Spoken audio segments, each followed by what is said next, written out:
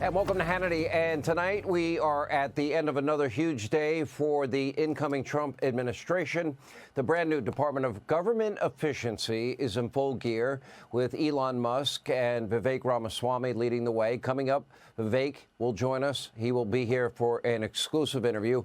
Also, House Speaker Mike Johnson will be here after a big endorsement from President Trump and unanimous support from House Republicans who just renominated him as Speaker. We're also going to show you the president-elect's triumphant return to the White House. But first, more huge nominations are now rocking the Washington swamp. Breaking only moments ago, we learned that Florida Senator, my Senator Marco Rubio, has officially been picked for Secretary of State. Meanwhile, former Democratic Congresswoman turned Republican Tulsi Gabbard was nominated as the Director of National Intelligence. And the third pick of the day is causing a bit of, let's call, collective radical left-wing meltdown among elites in Washington. On Truth Social, President Trump announced that Florida Congressman Matt Gaetz has been tapped to serve as the next U.S. Attorney General, the head of the DOJ. Now, Matt Gaetz is a lawyer, four-term congressman, longtime ally of Donald Trump, who aggressively helped expose political weaponization at the DOJ of Harris and Biden. So naturally, the pearl-clutching, breathless hysteria on the left has been nonstop. It's gotten bad. Take a look. Well, Katie, I've gotten two different texts from different people at the Justice Department who just used the word insane to respond and react to this potential appointment. Heads are also exploding at the Justice Department because this goes against the kind of candidate, Republican or Democrat, that the DOJ sees as an appropriate candidate. And this is making everyone's head explode right now as we're all watching it unfold in real time. And I'm sure we'll have a lot more opinions on that. Matt Gaetz has no experience that would lend itself towards running the Department of Justice and everything that's involved there. President Trump is going to hit the Justice Department with a blowtorch, and Matt Gaetz is that torch. We are in pure George Orwell 1984 land where, they say black is white and we're supposed to believe it. So Merrick Garland and Obama's wingman Eric Holder are fine, and the guy who, along with Congressman Jim Jordan, was fighting tooth and nail to stop lawfare and the weaponization of the DOJ is being opposed by the very people that were either complicit or just downright silent. They're now outraged. My question to everyone tonight, where was the righteous indignation over Obama's wingmen? Eric Holder, the guy that vowed to, when they go low, you kick them. You might recall this. Take a look. Michelle Obama, I love her, She and my wife, really tight, which always scares me and Barack. But Michelle always says that, when they go low, we go high. No. When they go low, we kick them.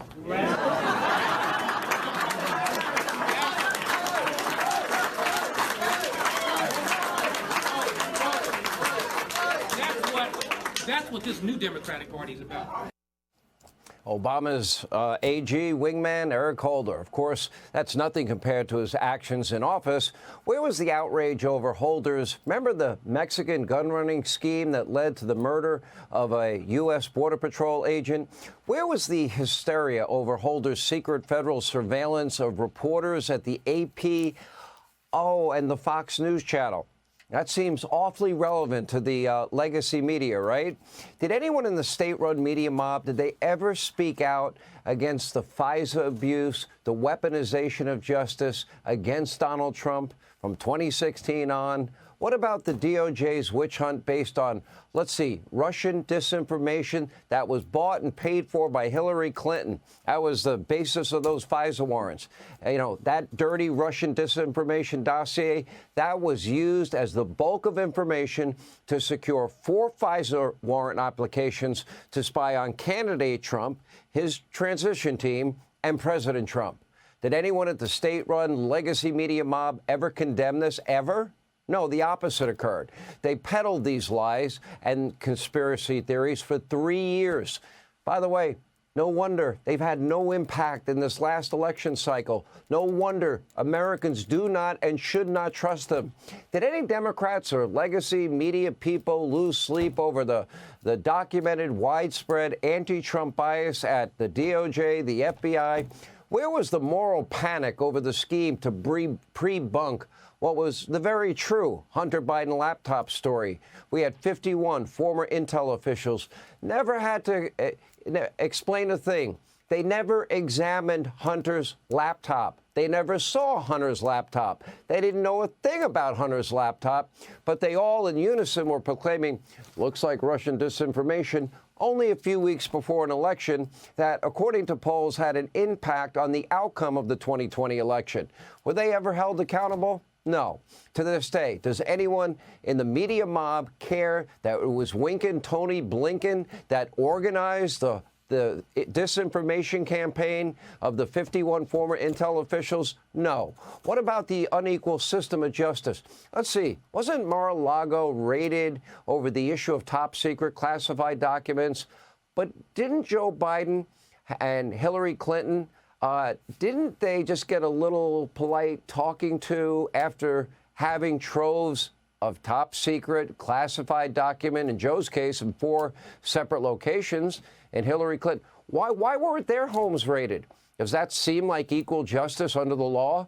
How come Hillary Clinton can destroy 33,000 subpoenaed emails, we'd never heard of it before, with BleachBit, and then destroy devices with hammers and remove SIM cards, and nobody in the Democratic Party, not one person, nobody in the legacy media mob, they never cared a whit. They didn't care at all. They hid it.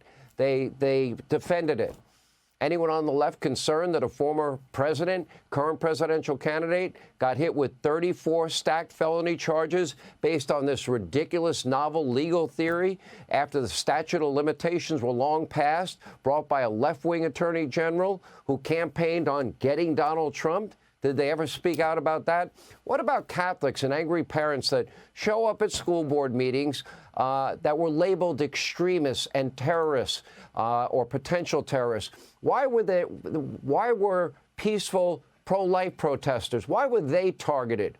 Over the past decade, we have witnessed spying, censorship, lawfare, corruption, intimidation, extreme political bias, all from the Harris-Biden DOJ. And, of course, you got James Comey. You had the whole Mueller investigation, 3 long years, Russia, Russia, Russia.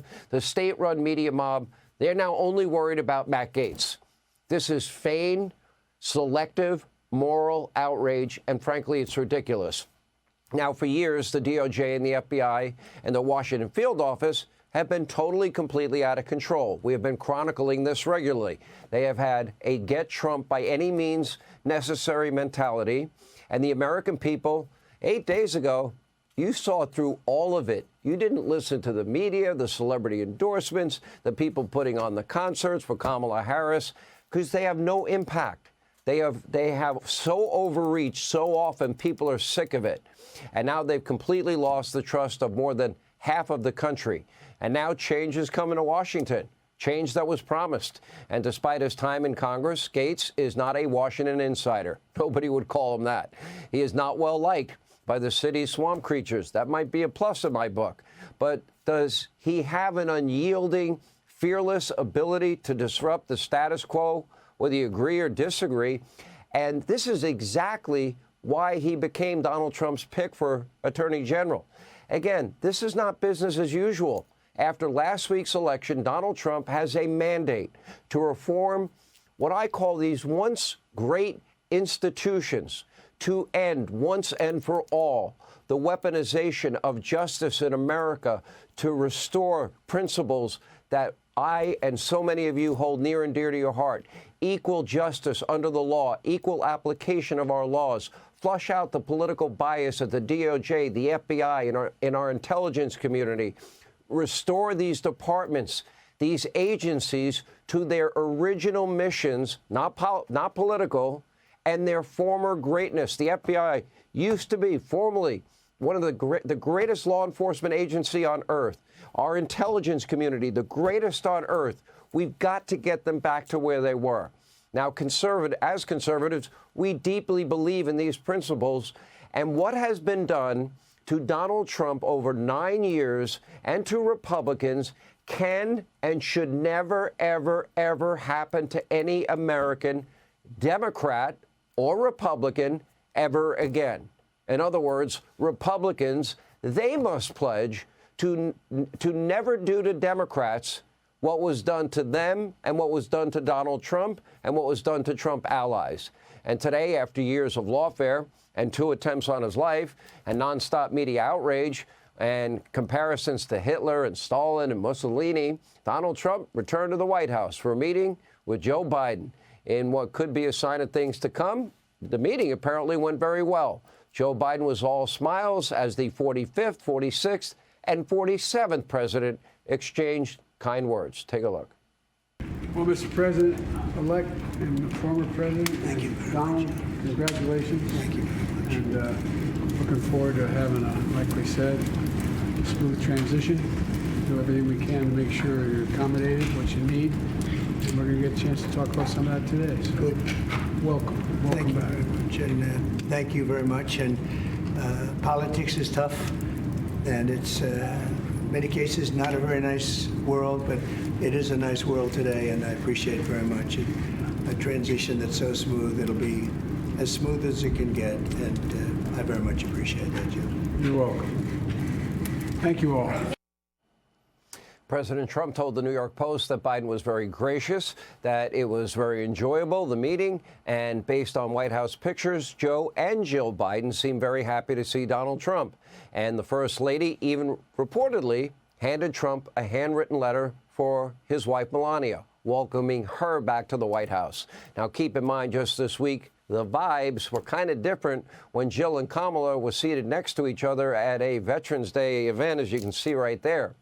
Make no mistake, it is a new era in the Washington swamp, and it appears, and I hope it's true, that Trump will have a new ally in the U.S. Senate, the newly minted Majority Leader, John Thune. He is pledging to work to get the president's agenda through. Time will tell. Here's what he said. It's a new day in the United States Senate, and it's a new day in America.